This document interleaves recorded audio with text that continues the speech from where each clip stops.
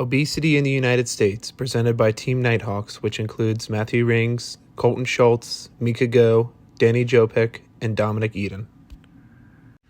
What exactly is obesity? Obesity is a chronic disease that occurs when a person has an excessive amount of body fat, which can lead to serious health problems. Obesity is usually defined as an individual with a body mass index exceeding 30. Why should you care about obesity? Because the likelihood of someone close to you having obesity is very high. 1 in 3 Americans have obesity. Also, by 2050, 80% of the U.S. adult population will have obesity. This will make healthcare prices and costs go up due to obese needing more medical care, and their future children have a higher likelihood of developing obesity. The pathology of obesity, a combination of disease and conditions. Examples: genetics, personal behaviors, metabolic influences, neurological issues, leptin deficiencies, dysfunction of glucose and lipid metabolisms, unregulated cravings in the brain and the gut hormones affecting satiety in the hypothalamus. Interesting thoughts about the origins of obesity. Research showed that obesity is an individual condition. Causes can share some common origins, but these cannot be attributed to an entire population. It is a battle between nature, genetics and epigenetics, the environment and the macro environment. Blaming an obese person for their condition is unreasonable and painful.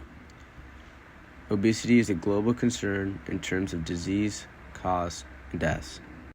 Next, we will highlight the importance of the epidemiology of obesity. Firstly, the occurrence of obesity in the U.S. is astounding, affecting 1 in every 3 Americans. In the graph shown, over the past 20 years, obesity rates and the severity of cases are increasing. Cases of severe obesity affect 1 in every 11 Americans. Ethnicity also plays a part in the occurrence of obesity, as the bar graph shows the prevalence of severe obesity among adults and compares ethnic diversities. Overall, 100 million Americans have obesity. This includes all types of age, genders, and ethnicities. The distribution of health to individuals affected by obesity is lacking. Many face discrimination as they are looked upon as lazy or unattractive. In some cases, reports have shown that obese people feel that others see them as lacking the willpower to make changes to their health. The discrimination that obese individuals face makes it less likely for them to seek help. In epidemiology, we also look at determinants of obesity, which are listed here. However, most contributors to obesity come from the financial status of an individual and the motivation or ability to lose weight. This is because many of those who struggle with obesity and are financially unstable have a hard time affording a healthy and nutritious diet and are unable to find time to sleep and get physical exercise. Stress is a cause of one or both financial status and motivation. Many people experience stress on a daily basis, but when it is piled onto someone who is already depressed, ashamed, or in need of help, its effects are magnified. While many factors contribute to the causes and determinants of obesity, the impacts of these factors varies significantly across different populations. Rural communities in particular face unique challenges that contribute to higher obesity rates. These include limited access to healthcare and fresh foods, fewer recreational facilities, and longer distances to essential resources, all of which exacerbate the growing obesity problem in the United States. With these limitations, it's important to look deeper to why these communities lack the resources they need. Could these factors be a direct result of obesity? While rural communities face unique challenges that contribute to higher obesity rates, the issue of obesity is not confined in geographic areas. It spans across racial, ethnic, and age groups, as recent trends demonstrate significant increases in obesity rates nationwide. As shown in the following graphs, obesity has consistently risen among all racial and ethnic groups, with Black and Hispanic populations experiencing the largest increases. Let's delve into these demographic trends and explore how obesity impacts children, adolescents, and various age groups differently. Midwesterners have the highest prevalence of any U.S. region to be obese at 36%, with the South close behind at 34.7%. There are many reasons, such as genetics and culture, but most important is the caloric density of foods within these areas. In the Midwest, a stark 41% of restaurants are considered fast food.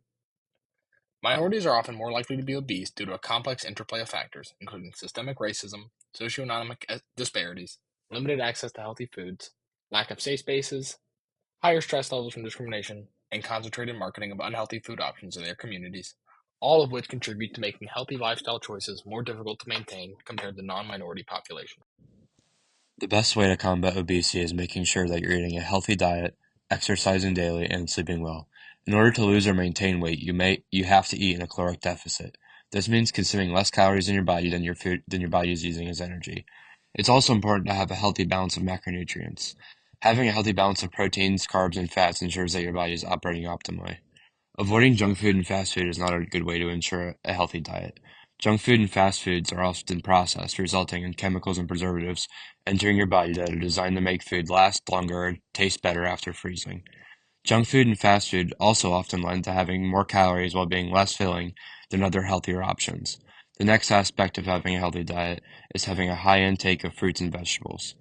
Fruits and vegetables contain a high amount of vitamins and minerals that your body needs and might not get otherwise. How can we use the $50,000? It's important to look at the two most important situations that high obesity places have, two of which include poor economic state and lack of motivation. So the question is, will giving more money to places who experience high levels of poverty help the spreading epidemic?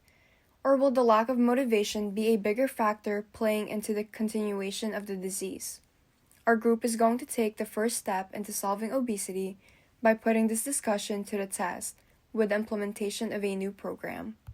We can use the $50,000 by creating programs to address obesity prevention and promote healthy habits across all ages. By the implementation of a program that is similar to DARE in the younger ages, this program will educate children on the risks of obesity. Building on this foundation, the school system is already set up to easily introduce a new program, especially around the time children begin to develop their eating habits. Additionally, we can develop an economic support program in partnership with local farms and markets. These partnerships will allow low-income families to access fresh and nutritional foods. Lastly, we can create educational and motivational programs that target children and adults. These would include interactive workshops and engaging digital content on nutrition and exercise tailored to different age groups.